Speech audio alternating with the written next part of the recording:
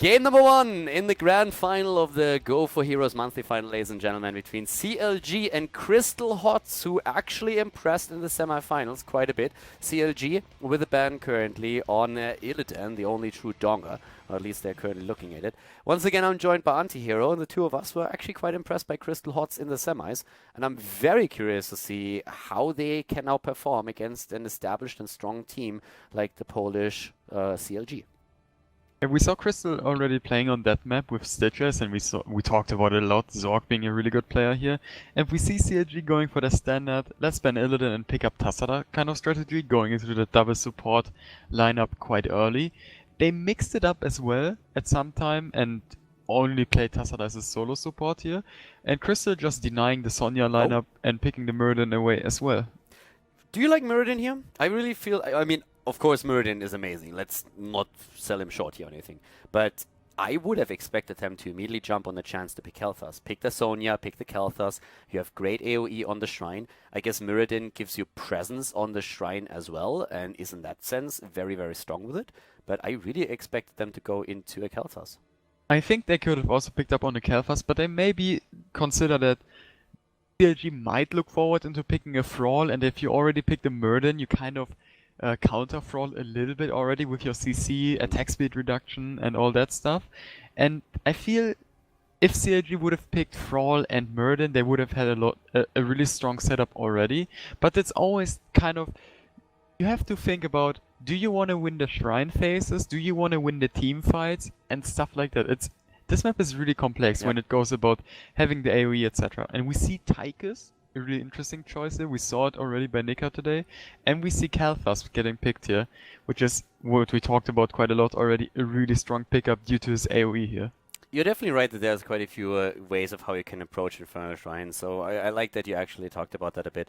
And I really think it's one of the things where Crystal Hots has to decide how they are trying to play it. I mean, they could now even try and go into a bit of a stun lock composition here. A Tyrande is always an option if she isn't banned out. If you get any kind of additional stun in there, Muradin can be quite strong. CLG, I mean, they know that too, so they're actually thinking about banning Tyrande out, and they do. But it's interesting to see that Tychus is chosen once again. He's a little bit more popular right now for CLG at least. We have seen him in scrims, but not in official tournaments yet. And he can, of course, pressure especially Muradin a lot. Like, that percentage damage is a huge deal. Crystal Hots is also taking a bit of a page out of the book of Casual Logic Gaming here by using Sylvanas, which is something that especially the Polish team has been doing for a long, long time. So right now Sylvanas for the additional pressure with a Punisher. Having Rhaegar helps, of course, Sonya as well. CLG going for the Karazim. They still need their frontliner. And ETC is interesting as it is still out there, as is Johanna. Crystal Hots actually banning out Arthas Stitches. is also open, right? True. So Good we point. didn't see that one. And we see Sylvanas, and it's a really good pick for this map. You can just spread the Shadow Dagger onto the Shrine minions and then spread it across CLG's lineup. And I like CLG just insta-locking that Karazim just to get that AoE healing to basically negate the damage Sylvanas can dish out over time. I like CLG's composition so far. They're really not dying with their lineup, seeing the Johanna also getting picked up. They have a lot of peel, they have a lot of damage on their lineup, they have a lot of sustain. I like it quite a bit, but they might lack some engaging potential.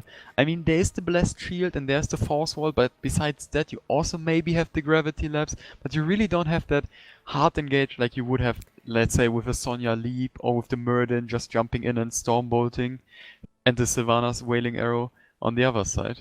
One of the things, though, that I have to say is that I feel engage on this map in particular is not as important as on others, because you're always forced onto a fight on the single shrine objective.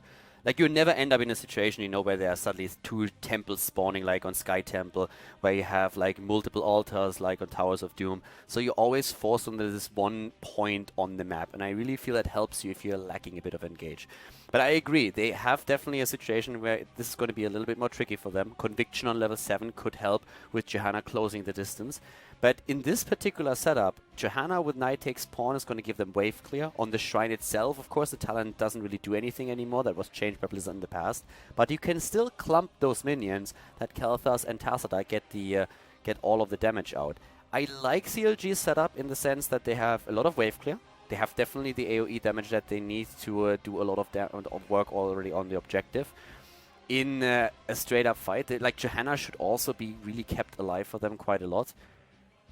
I don't know, I don't really think that Crystal Hot's setup is really bad or anything, but I have to admit that I kind of like what I see on the side of CLG at this point.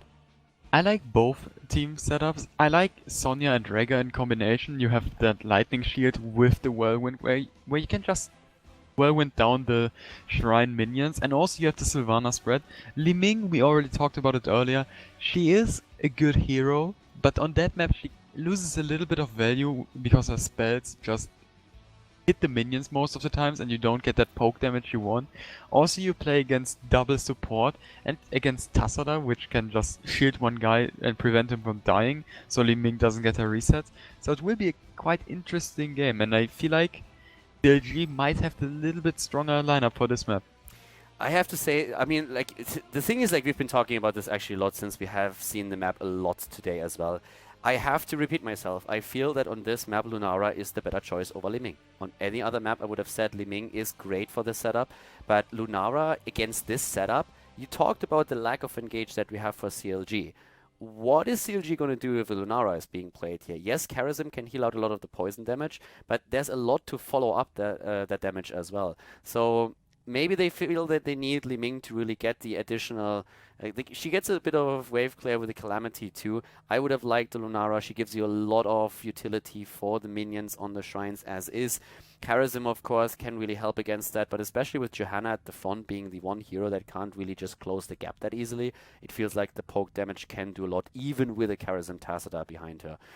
That being said, she would like a bit of synergy with the potential Stitches and see when it's banned out, so they go for Li Ming. It's a bit more on-point damage than Lunara would be able to give them. Sylvanas, of course, has already a nice pushing ability here as well, so you don't necessarily need to rely on the Nature's Culling.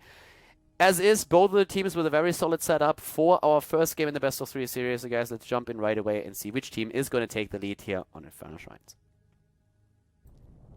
Game number 1 in the grand final, ladies and gentlemen. We're going straight into Infernal Shrines once again. Today to the left side of the map we have Kreku on Tassadar for CLG. We're seeing Nika on Taikes, Shihu on Kelthas, Leo from Poland on Charism, and Juf on Johanna. To the right side of the map, their opponent in red, it is Team Crystal, Duck on Sonya. We're seeing Devil on Sylvanas, Monster Bear on Rega, Sork on Muradin, and Sir Ice Cream is playing Li Ming right now.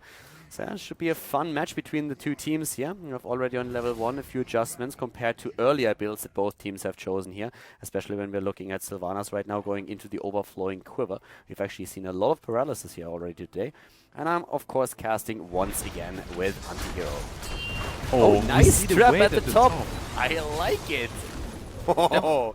That so was guys, really nice.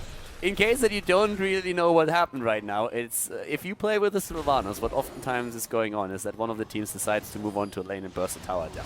And that's what they were trying to do here. And CLG was kind of waiting for that, and they immediately jumped on the chance to get a kill against Sonya. Did not quite secure it, but that was definitely a bit of a punishment play that we just saw coming out from the Polish team. Yeah, Sylvanas just enabled to doing those plays in the early game, and we will see that quite throughout the game again, but that was quite of a nice way. CLG knew what was going to happen. They're quite experienced players and they just waited at the top. It's kind of a gamble, you don't know where it's going to happen, but they just guessed right that it's going to be top instead of bottom or even mid. So quite a nice play here.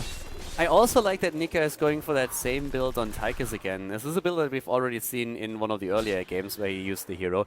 And I like it and I find it interesting because it's very different from the build that I have seen in scrims played by some of the top European teams when they were trying to play with Taikes. So he has a bit of a different approach to the hero. Press the advantage is being taken again by him on the level 1 talent.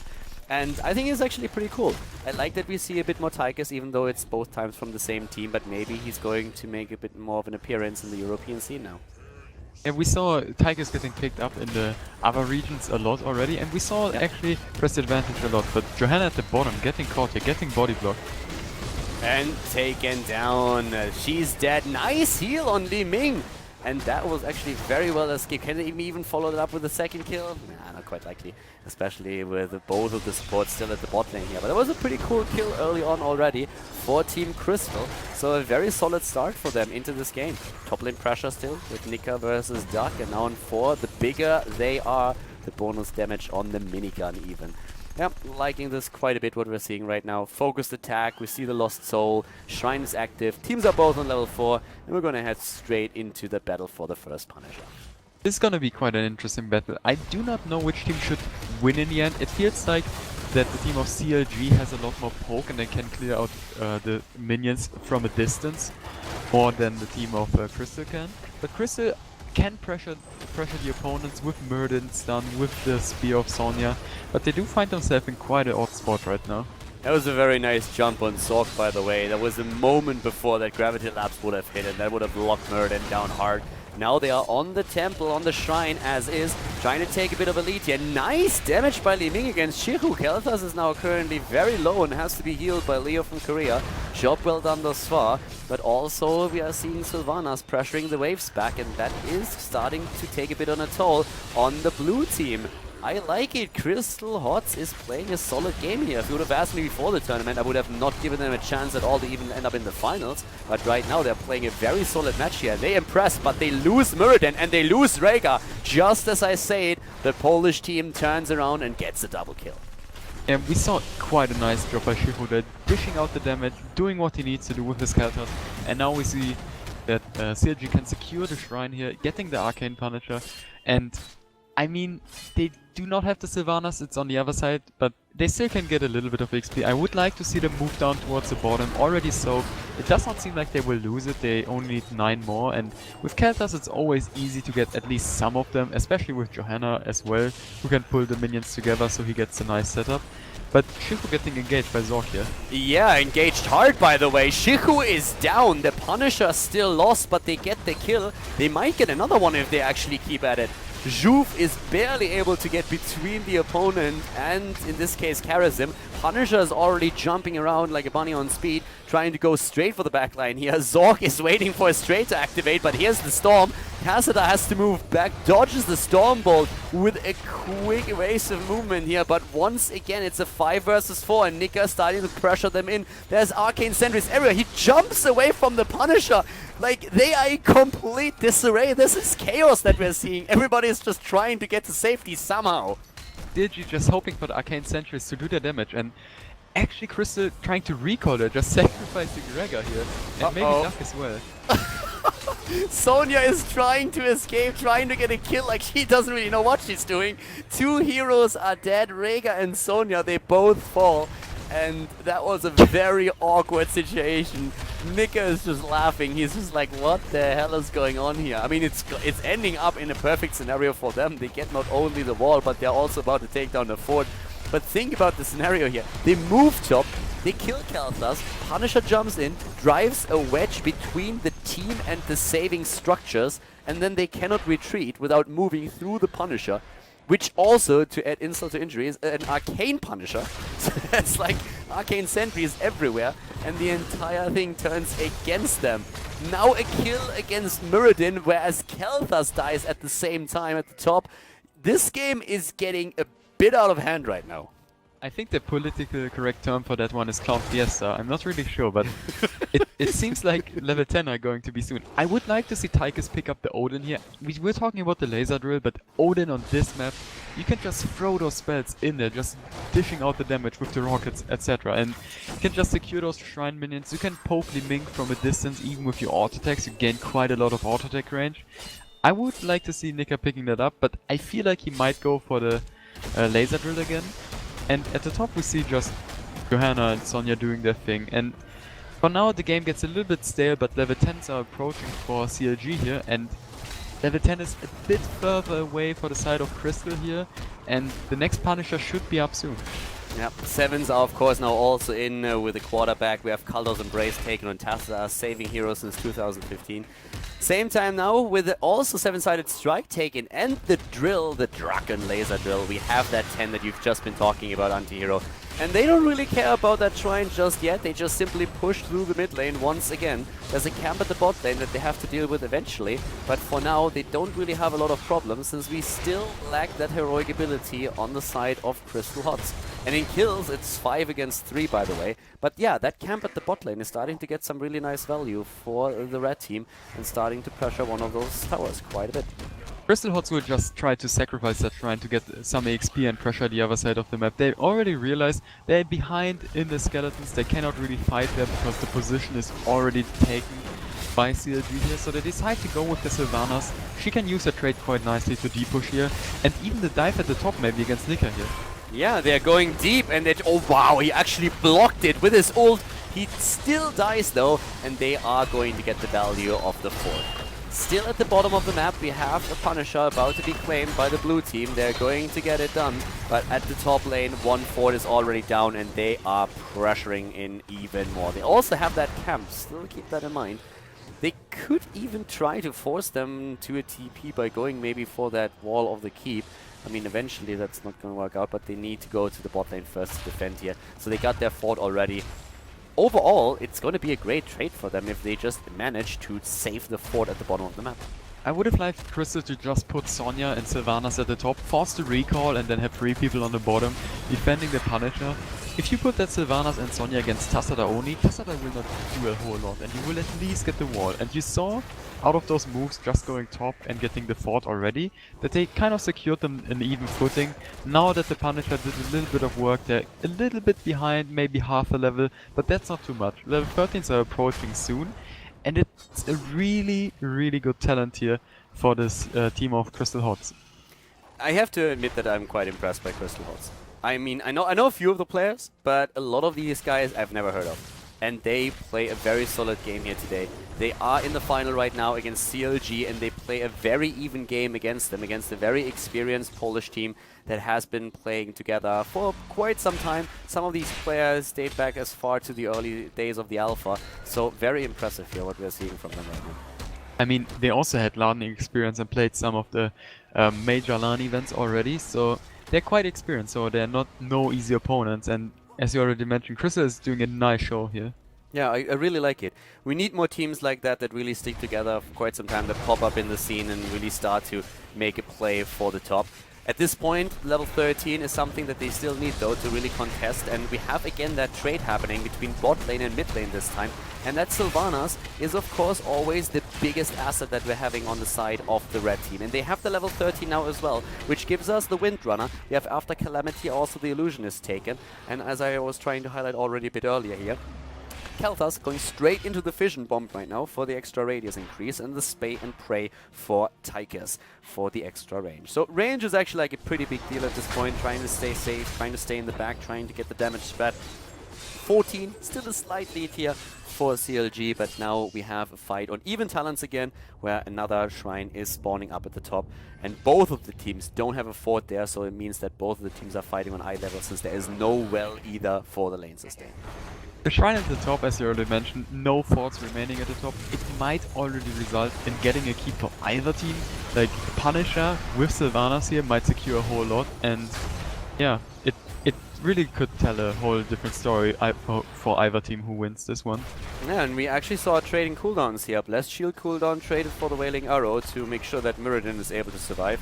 A trade in favor of CLG, of course, since that Wailing Arrow cooldown is a little bit higher. Nice escape here by Kreku, going straight for the dimensional shift. Once again, Mirrodin jumping out, but we have during all of this still Sonya active on the shrine, getting one minion after another, and chances for CLG to really make a play for the Punisher are becoming rather slim at this point.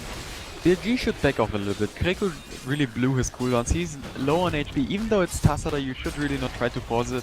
And they're trying to run into that already, and Juke getting poked quite a bit. Oh, the jump once again. Sork has to be careful. Here's the Ancestral. He's just barely kept alive but it's all that they needed to do. They are lacking 11 stacks. It's all there's to it. Here's the drill. Gets already attacked and taken down. It's far at the front, but Meriden is still in trouble. Hops out once again. That's the only thing that you see the Dwarf do right now. Hop, hop, hop the entire time. But also Sonya, and she is dead. Sonya is down, and CLG, they're making their play, and they go for the kill against Zorg. Finally, he falls. It could be a triple kill, as all of a sudden Rega is also about to be eliminated. But can they lock him down? It seems like they can. They get the kill. What a force wall. That's the triple kill, the level 16 on top of it, and they will be able to go for that Punisher. What a player once again by CLG.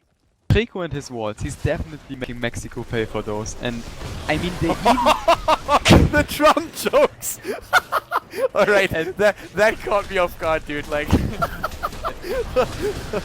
Oh, make Trump Trump again.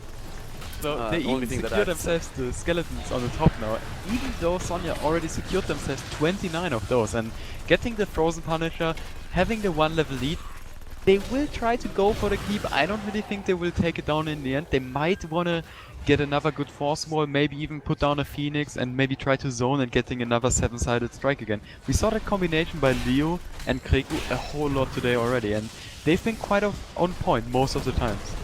Yeah, I mean, for now, level 16, once again, the big deal here. The camp in the middle of the map, trying to get some additional value. At the bottom, it's Sonya. She will have to be back, and that's what she does.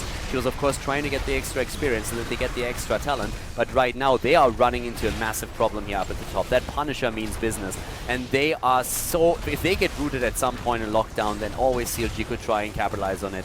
The keep is attacked. Nika is zoning everyone else out. This is looking very grim. This keep is going to fall. And level 16 is still not there. They don't go for core, they can't. But taking the keep down is already a pretty big play. That was a really nice play again by Shiro, just putting down the Phoenix here, zoning the enemies. Also, Nika just going with his overkill against Li Ming. It's a really nice ability against Li Ming because she cannot really dodge it. Because you just lock it onto her and she cannot run away from it if you take the spray and pray. With the armor piercing round, it just does so much damage against Li Ming that she has to retreat.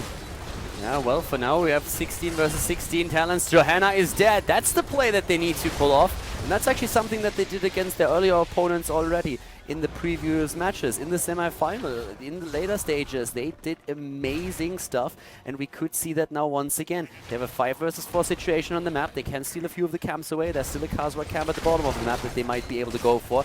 Already the play in the middle, trying to at least eliminate a fort, and that would catch them up in experience again. The Phoenix for the zoning, but with Sylvanas, there's just absolutely no denying that you will get the structures if you have a numeric advantage in the game. With the Echo of Heaven and Karazim here as well, you always have to remind yourself you cannot go that deep against the Murden because there might be that one stun catching you off guard. Tassadak can help you against it, that you don't get bursted, but Cleanse is always a safe option and you have to remind yourself to not just overstep your welcome and diving too deep here. I mean, look at what they just got. They killed 1 hero and they got 2 forts because of it. Like, it's crazy. With Sylvanas, you get so much value in these situations. And for now, of course, we're all waiting for the next shrine to appear on the map. It's still an advantage for CLG, no doubts about it. They have that top lane pushing very hard, especially with the camp that was taken here. But it's pretty impressive to still see how much you can actually get out of a single hero kill if you run a Sylvanas in your setup. I mean, you also have to mention that having that keep on the top for CLG here, you always get those catapult minions in, and on the enemy team, on the side of Crystal, you don't have the globals, so you will always have to put someone back there to defend, and we see the shrine at the bottom, so it will kind of result in... Oh, Sidestream at the middle might die? Oh, the heal goes through! The ult used by Johanna, but what a close call there. Well done. They tried to put the pressure on Tychus and nearly lost Li Ming. Of course, cooldowns had to be blown for this one, but everybody's fighting for the shrine at the bot lane now, where we have a camp starting to push in with the last remaining Khazra that can put a bit of pressure in eventually, but everyone is just trying to get those minion stacks together. Shiku is missing one of the gravity labs, and Zorg is jumping in, trying to take him down here. Body block blocking him. Kel'Thas is dead. 5 versus 4. This could be the play that they've been waiting for. Already the Wailing Arrow silencing everybody, but Krigu still gets away. They're jumping onto Karazim. Leo cannot dash to safety. He is dead. It's a double kill. Tasda nearly falling to Sylvanas as she goes in. Nika is also trying to rush away now. There's no chance for him to escape here, in my opinion. He's getting attacked immediately. There's no heals left anymore. Goodbye, Tychus. He is down. It's a triple, baby. And we're going straight for the bot lane now as Sonya is on the shrine, but everybody else is trying to put Sylvanas to use. And this is definitely going to be a keep, at least since that Punisher is going to barrel through the bot lane any moment now. They will try to take down the keep now with Sylvanas, disabling it, and then they will try to get the Punisher, letting it walk to the core. It will be on CLG now to just pull it into the middle keep, to just deny the damage of the Arcane Sentries to the core. It will be interesting. If they manage to do it right, they will have a chance to defend, but Monster Bear getting caught here by the force wall. Yeah, there's also the lockdown against Rhaegar, and he's dead. Rhaegar is down. The Punisher's going to move in. At this point, they can't core anymore. They can't even hope for a kill there, so they just move back. They know that the Punisher should take care of it. The thing is, though, that the Punisher is nicely baited into the middle, and all of a sudden, it's the big question. Is he really going to take down that keep? And it doesn't really look like it. Yeah, that was a big misplay by Rhaegar here. Just overstepping his welcome, getting walled by, I almost said Trump, Tasada again, and they will just... Like, what? I'm not sure if Trump can really build a wall with his tiny fingers. Yeah. Also going for the level 20s now, picking up the Storm Shield, getting the Bolt on Sylvanas, Ignore Pain on Sonya, Hardened Shield on Muradin, and the Tyrasha's elements on Li Ming here. It's quite interesting that it made it back into the meta. After the release it got nerfed quite a bit because it used to be the best talent to take here. And sometimes with the Calamity and the Mirror Ball it makes sense because you mix up those abilities in doing damage quite a bit and you wanna just use them after another all the time, so you get a lot of that damage, but you most of the times end up seeing the additional Wave of Force talent at level 20. Yeah, the one thing that I really want to highlight once again is that this keep at the bot lane actually survived, and that is just a massive problem. Of course, Rhaegar dying was just the first step, but also nicely baited into the middle by CLG, making sure that that keep does not fall. And that puts us now in a situation where both the teams are again on eye level when it comes to the talents, both on 20, with now Master Flames taken, the Transgression, double Storm Shield by the way, which is a big deal here. And also, still on lane, an advantage for the blue team thanks to the keep that they took down up at the top. And they will try to sit it down now with Li Ming and Sylvanas. Li Ming can always throw her Mirror Wall against it and do quite a bit of damage on the keep.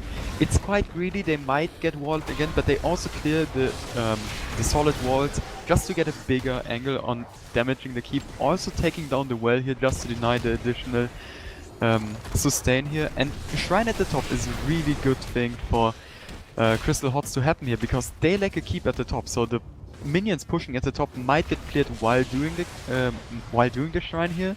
So it's kind of lucky for them to have it, and thinking about it again, the keep at the top with Sylvanas doesn't really matter if you just disable it with the Punisher.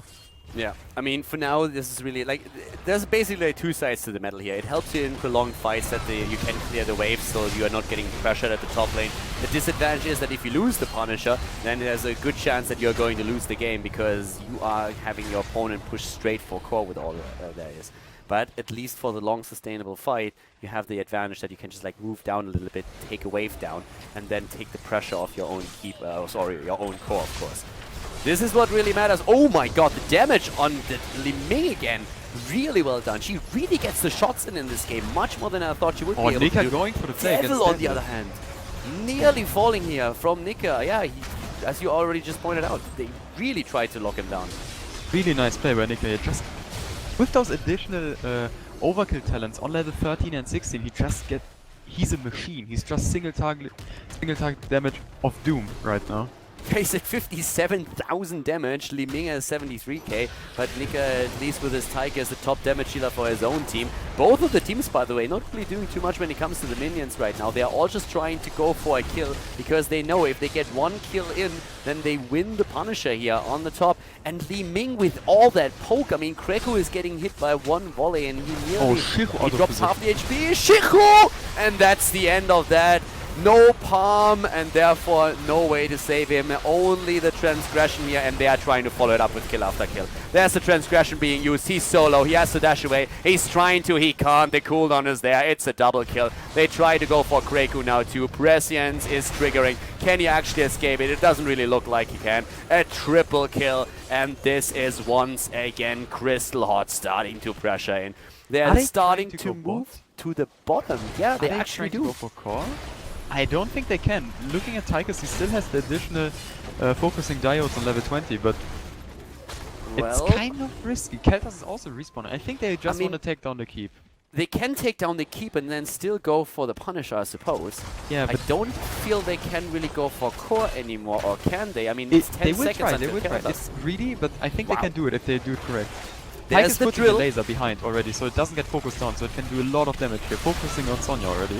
Muradin is going in. They are starting to go for Tychus. They want the kill. If they kill Nika, that would be great, but already the Blessed Shield being used by Johanna, trying to help them a little bit. Shiru is on the other hand also back, and he's spreading the love. Down goes Li Ming. We're seeing the kill against Sylvanas now too. They start to burst down that core. It's so low already. It's on 20. They're trying to go for it. Here comes Karazim. Rhaegar is dead. 1%! 1% on the core! Are you kidding me?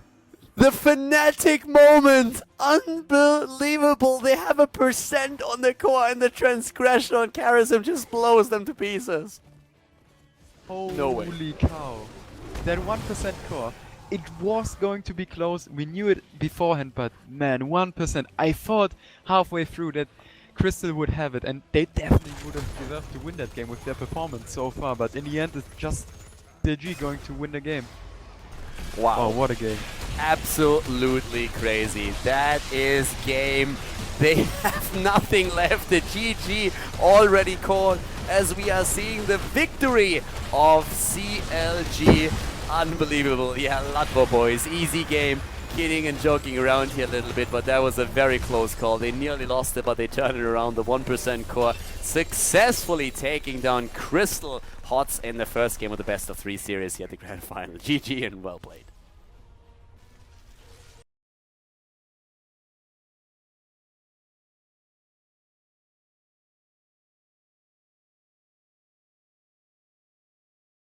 Game number 2, everybody, on Cursed Hollow. Our second map. CLG is in the lead after a pretty crazy finish in game number 1 on Infernal Shrines. So this could be the last map of the day already.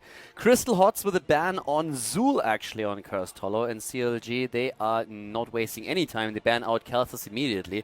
Allow Crystal Hots to go into a false stat with a global, of course, always very strong on Cursed Hollow. And CLG, they're saying, boys, Illidan Tacita, let's do it.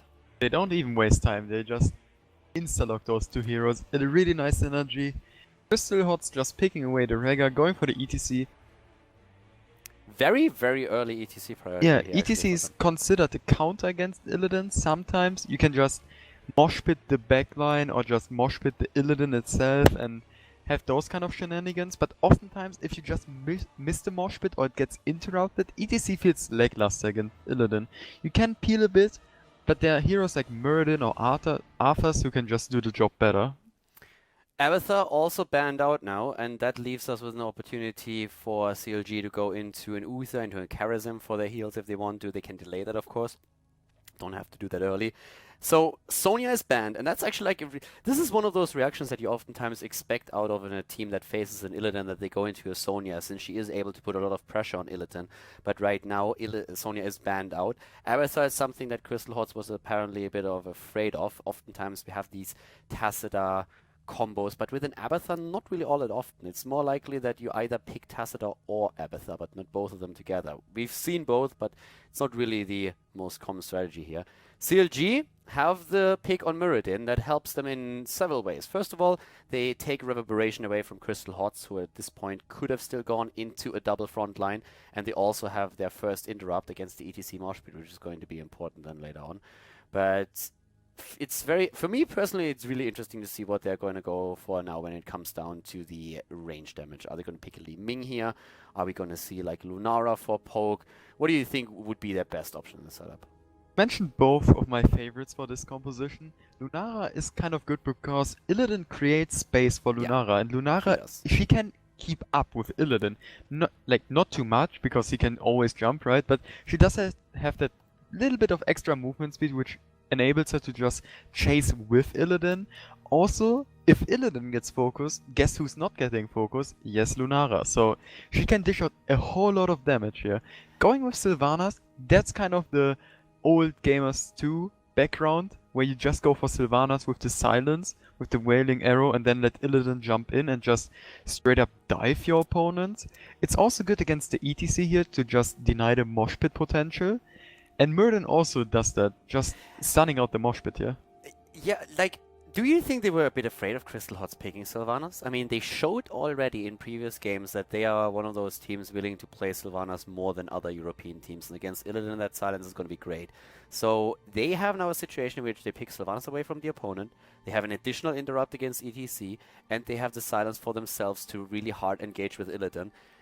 Do you think that they are missing out on a bit of, like, direct single target damage with Sylvanas, though? Do you think that's an issue for them? I don't really think it's too much of an issue, because CLG might even go for another damage dealer. They might end up going solo Tassada. It's not that common, but it can happen. But I feel like they would just go for the Monk again. They have been showcasing him a lot today. Yeah. Crystal Hots going for the Thrall here. I like them seeing going for Thrall. I would also like them seeing go for Arthas as well.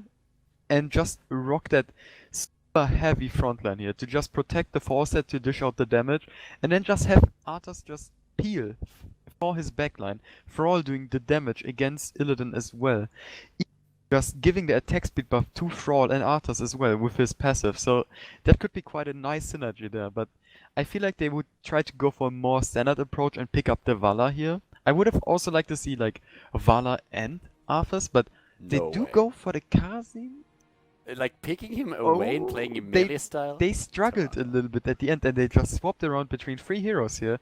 And I would have the Monk pickup just to deny it from CLG, but they end up going for the Ufa anyway, so kind of a weird Tyrande pickup. I do not like her that much against Illidan. I mean, Starfall is really good against him, but sometimes it just ends up as being another hero which Illidan can jump up on. For CLG, we have an Uther that, of course, enables him to go really deep. The question is really, can Sylvanas dish out the damage? I mean, if you look only at damage boards, you will see that Sylvanas oftentimes is very high up when it comes to hero damage, but a lot of that is not really as focused as you can see oftentimes with the Li Ming, with the Lunara, even with the Vala, who can really go for a lot of auto attacks against a single target. So Sylvanas is going to try and chase here. She can do a lot. That's Wailing Arrow is going to be very important. And if Uther can really enable Illidan to go deep, it's one of these games that really hinges on Illidan doing the work. And Crystal Hots have Tyrande for interrupts against the channels on tributes. They can use it for extra damage against Illidan to a certain extent. There's a bit of a stun setup here, of course, as well, especially with early game rotations thanks to ETC and Tyrande. A very interesting setup right now, with CLG already in the lead here in the best of 3 series, and we're going to jump straight into game number 2 to find out if CLG can make it a 2-0 victory here in the grand final, or if Crystal Hots is going to come back into the series and forces game number 3. Ladies and gentlemen, game number 2 has started, and well, we're looking at Cursed Hollow, and we have an Illidan composition for the Polish team. CLG to the left side with a pretty close finish in the last game is now running Kreko on Tassada. We have Leo from Korea on Uther, Nika on Sylvanas, Juf on Muradin, and Shiku on Illidong. And to the right side of the map, their opponents, confident in their ability to shut Illidan down, with Devil on Tyrande, Crystal is playing with Monster Bear on Rhaegar, Duck on Thrall, Ice Cream on Falstad, and Sorg is playing the ETC in this setup.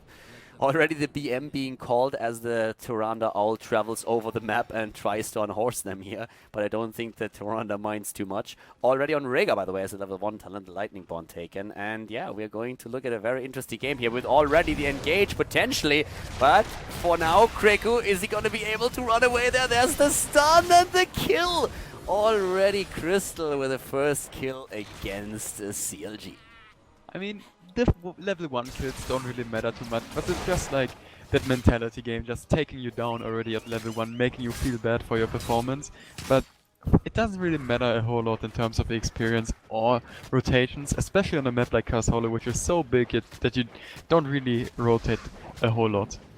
Yeah, so Ice Cream at the top lane here is having a bit of fun. Went, by the way, into Season Marksman. Nika at the bottom of the map, on the other hand, is already being attacked a little bit and pushed back now.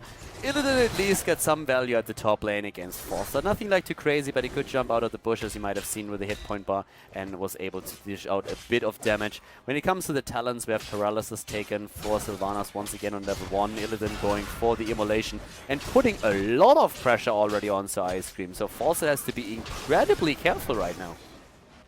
Yeah, I feel like the lane matchup, so Ice Cream shouldn't really overextend too much. He really shouldn't throw his spells into the minion wave. I mean, he can push it out, but at some point Shihu is playing really smart. Look at him. He's just basically freezing the lane to have the Ice Cream running towards him and then trying to pick him off once he goes too far. But in the end, he just got a little bit of too much poke from the Ice Cream there.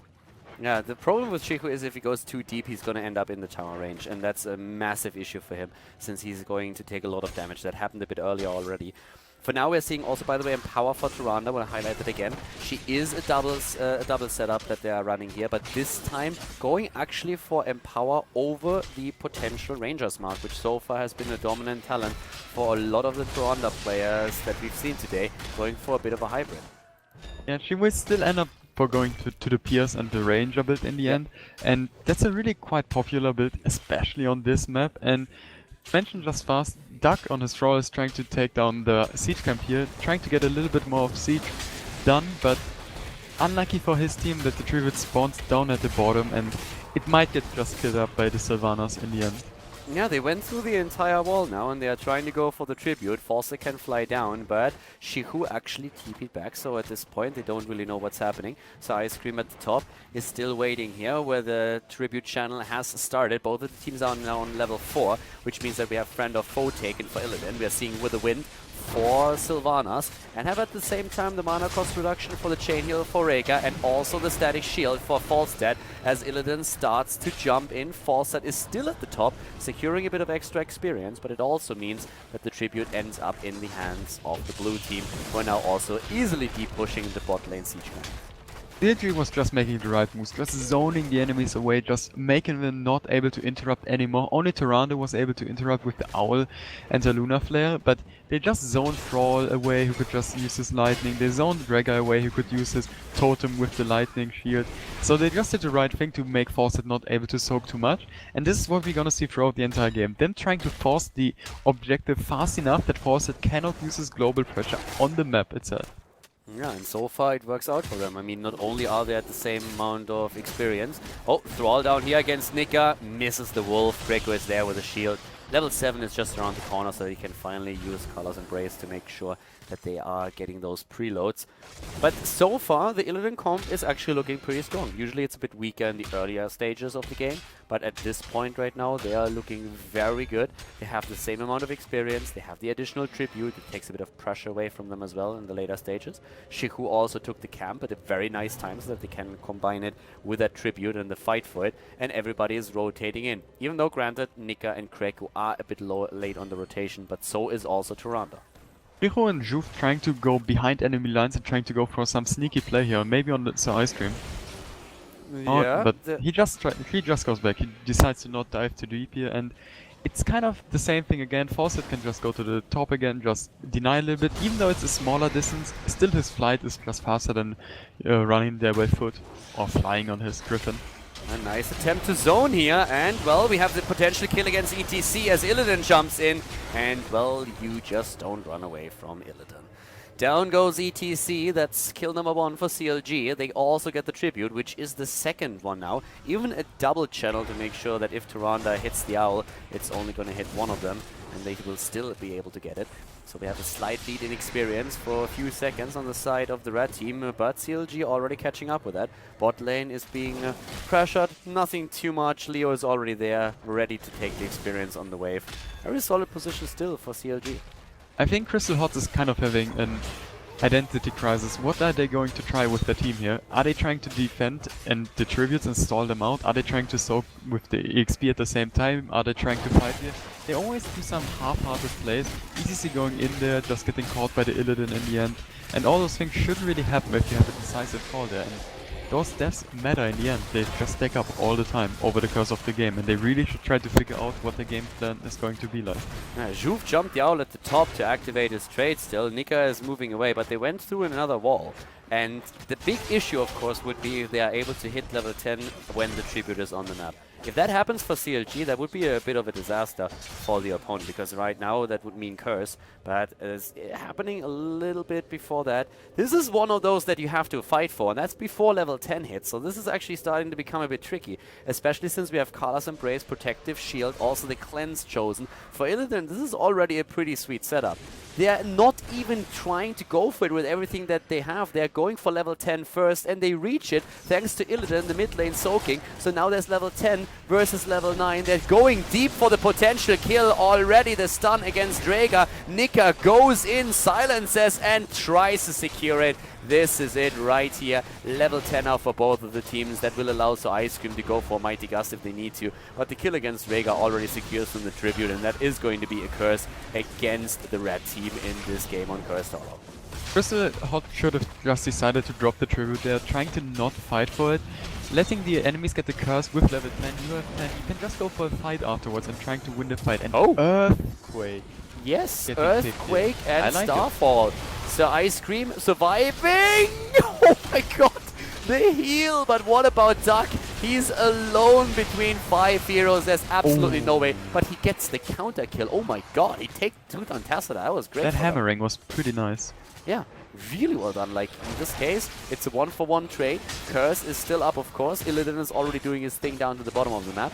But yeah, very interesting situation on the map right now. But structures are falling. The top lane is no exception there, since the well is already gone and the wave is moving in. So Ice Cream with the attempt to push it back. But in the mid lane, we're seeing even more pressure with Juve and Nika, and Sylvanas is ready.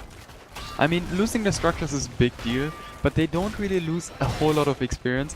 If you manage to take down opponents while the curse is active, it's always good for the curse team. But Rhaegar also getting jumped in the middle and just getting body blocked by Shifu here.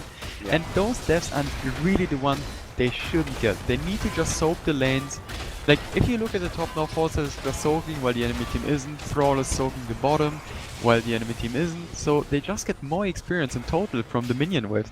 I mean, they do lose the structures in the end, but they're almost even experienced. It's not even half a level they're behind at the moment.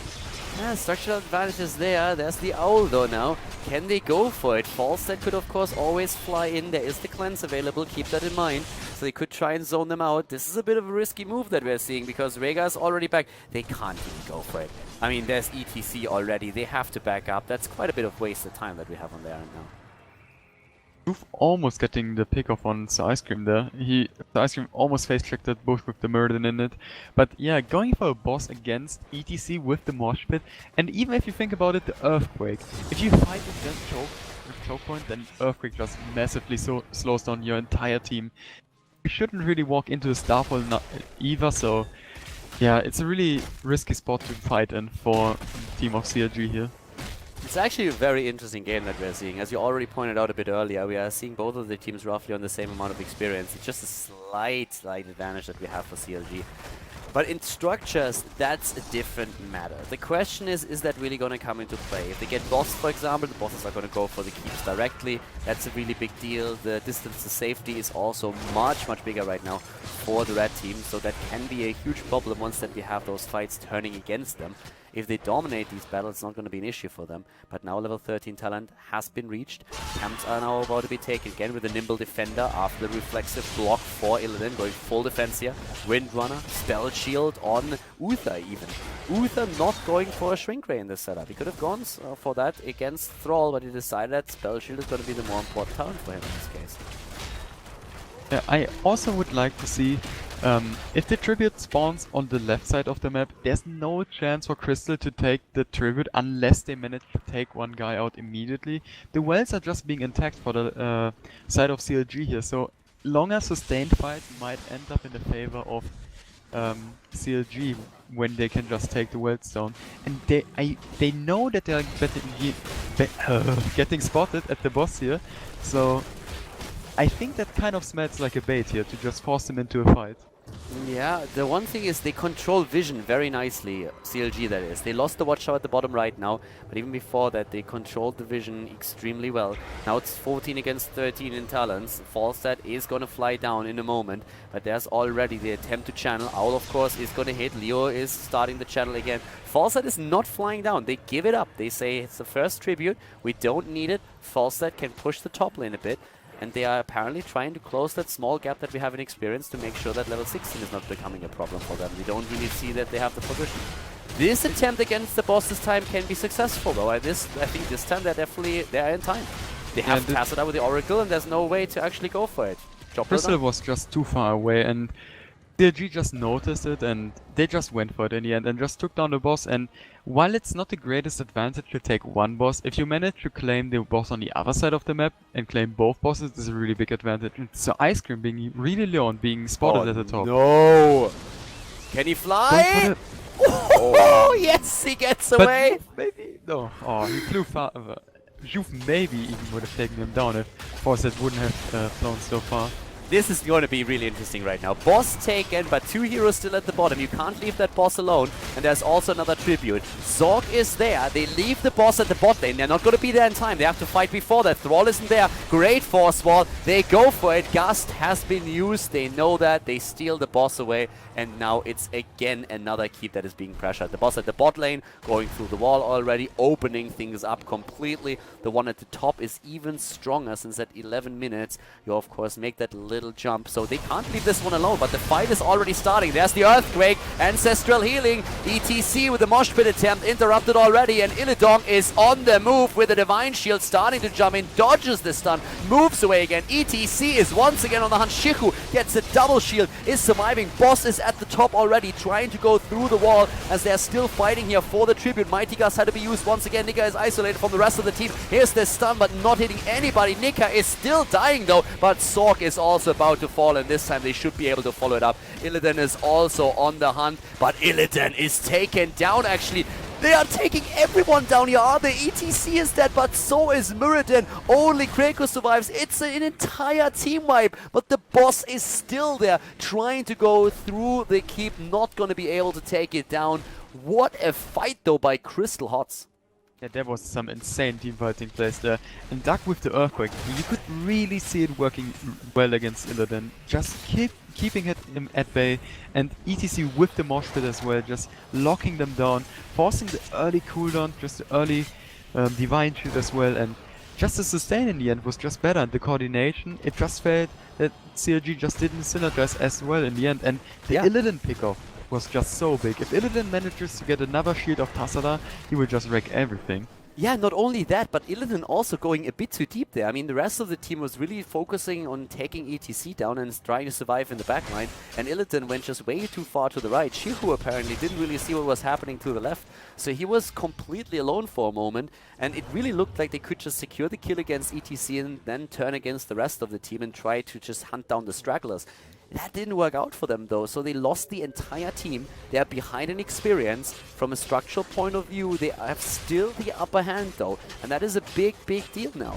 If they at some point get a bit of momentum going for themselves, they will obliterate one keep after another. Illidan, of course, is also going to get a lot stronger here with the next few talents, but we are on 16, which gives us the true-shot aura, which gives us the Airy Gust. Here they come again. Already the use on the Starfall. That's a quite big heroic cooldown to blow really here. Early on. That was really bad. And then now they have to fight without that heroic, and I feel like they should just decide to back off, but they go for it and try to even go for a mosh pit maybe. Yeah, Nika is moving away a little bit. Shihu with the Metamorphosis needs to be careful. He has the Earthquake, but they go straight for Thrall! The Ancestral keeps him alive. Mosh pit attempt for a moment. There it is! Dance, baby, dance! They're getting 3, and oh my god, Illidan is dead. Muradin and Uther follow suit. They take everyone down, and that is another tribute now in the hands of the Crystal Hots. These guys are really putting in the plays now. 10 kills against 5. They're playing really well, and you have to think about it. It was without the Starfall, right? Yeah. So without the Starfall, they were able to take down Illidan so fast. Same for Muradin and Uther. Man, that's crazy coordination by the enemy team. And Earthquake just getting so much value. That nice mosh pit by Zorg again. Like all those plays in total just add up so much that they are able to win against that really strong Illidan composition. I kind of enjoy that they don't greed too hard here, to be honest. Like, they're not getting... Like, they don't really bite off more than they can chew in these after they win these fights. They always just like say, guys, we can win another battle. Like, oftentimes when you win such a decisive battle, you feel forced to really go for some kind of big play. In this case, they couldn't really get a lot done. They took down a fort and they said, all right, guys, this is all that we can do for now. We have the experience lead. We need to get that level 20. Let's not risk anything and just play a cool, calm, and collected game and then take it from there. Now the bosses are about to be up again, and we have a Curse Tribute spawning at the top. It feels a bit like we're going to see a boss attempt by CLG instead of accepting the curse. That could be counterplayed though. Tirana's gonna hit that owl soon, and CLG have to be extremely careful. Yeah, they know, and now you have to move away. And level 20 is getting approached soon. The passive XP gain is just gonna get them 20 in the fight, I feel like. Yeah, there's the Starfall. This time it's much better. Getting a lot of value against Kreku. Not amazing, but decent. Juve is about to jump out. There's still the tribute at the top. It would be the Curse Tribute. Look at that 20 that we have any moment. A lot of heroics are still available. Mosh pit is back up. Urban Shields getting taken by Thrall here. What a nice talent choice. Yeah, on 20 now. So we're actually seeing Thrall going straight for that shield, and that is going to give them a massive amount of sustain for these scenarios. Already, so Ice Cream with the Epic Mount now up at the top, and there's the curse. Thank you very much. They're trying to chase them at the bottom of the map though, even though it's not level 20 yet. And they attempt to go for Devil Tyrande with a sprint. Gets away long enough to give the rest of the team time to catch up. It's still a 5 versus 4. Can Juve get there? No, he can't get the Stormbolt. But Earthen Shields, the ult on Thrall had to be used already. So that's another cooldown burn. And they tell their teammate Force that you can push top, we have this. And Thrall just using his Earthquake there just to enable the disengage, and also the minions on the bottom and mid just pushing down the structures now, and Fawcett just getting insane value at the top. He will not take down the keep, but also you have to mention that, oh, the trap happening at the bottom. Yeah, and this is a good one. This is a really good one. They go for Thrall, and he is dead. Well done, and now it is time for a disaster here. Falstad maybe with a play. Devis, what on earth? 40 hit points, and he survives thanks to the Mosh and the Mighty Gust. He survives, and Sylvanas dies. Unbelievable. Tyrande should have been dead. She was basically dead. She kind of got resurrected there. That's how dead she was already. Muradin jumps away now. There's the force wall, but look at the minimap. All of these lanes are pressured heavily. Falstad flies in. Nice move by Kreku to get away here. Illidan is also in the middle of things. Shiku not hit by that stun on Tyrande. He's still trying to jump away here, but he is down. Top lane is being pressured heavily. Muradin jumping once more.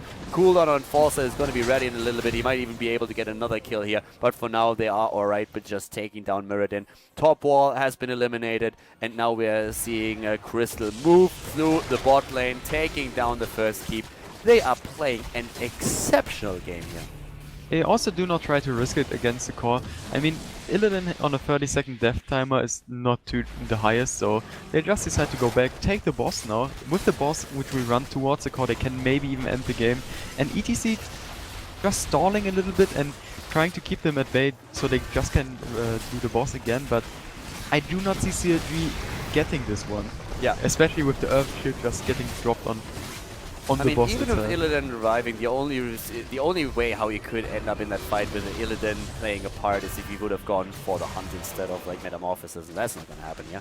Leo is being attacked, tries to move away, Falstad not getting the kill, but Boss is now at the bot lane and things are starting to be very grim. 6 kills against 13. Boss is starting to move in through the bottom. Illidan jumps in. Leo is very low already though, and they don't have 20, they don't have Redemption. They need to be extremely careful here. They're split with the boss. The boss is about to get a stun here now as well. Once again, they're fighting behind the boss actually, trying to force the battle onto Ice Cream as Illidan moves in. The silence hits, but Zorg is getting the mosh pit against Mirrodin. That doesn't give them too much value. They're going for ETC, and this time he is actually going down. Level 20 talents isn't ready, but as you already pointed out, yes, the boss is on the core.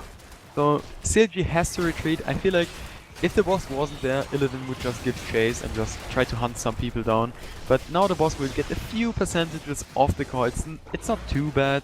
I mean, you never want to lose percentage on the core, but I mean, they do have to try and risk something to just make a play and win the game. They are already looking forward to go to the top, take the boss, maybe even try to end with it. Looking at top keep, it's really not that healthy. So with that boss, we could maybe even look at CLG trying to end it here. I have to say that CLG, with the defense that they just pulled off the in the kill, they really made some huge plays happen here for them. That was incredibly important. I mean, it looked at the time a little bit flunky, but they actually did a very great job at forcing the opponent to fight outside of the boss range. And that was super important. And boss at the top is now taken. And there is still the potential for a backdoor, as you already pointed out. But they decide to retreat in the end. Crystal is just playing it safe. I mean, they forced at least 2 people to stay in the base, and I feel like they can even go for a play here. And so Ice Cream is already going for the Gust. And there's the Gust, there's the Earthquake, they're going for it, and they know that they have the numeric advantage, and they're trying to use it right now. Tassadar is not there, nor is Sylvanas. Leo is about to fall. He has just now the Divine Shield up, but Redemption is of course going to be a thing. And they're starting to move in. This time it's a 5 versus 5. Few of the cooldowns have been burned, but not too many. Metamorphosis, well, Juve is already there. Here comes once again Shifu. He's starting to jump in, but there's still the Divine Shield ready. The Ancestral Healing is saving Thrall. The Keep is already down. The boss on the way to the core, and Illidan is just jumping in, trying to get the first kill here. So Ice Cream has no Mighty Gust anymore. All of the cooldowns are gone. 4 seconds, 3 until ETC has the Mosh Pit available again. But he could use it here. Once more, Tassadar moves away. They're going for it. Here comes that mosh pit. They're trying to get the kill, and Uther is dead, and this time for good. Still trying to get the heals in, but the boss is about to take it down, and the core is going to fall. It's a 2-0 victory. CLG takes the game and the series. They win the final with a 2-0 against Crystal Hearts. GG and congratulations.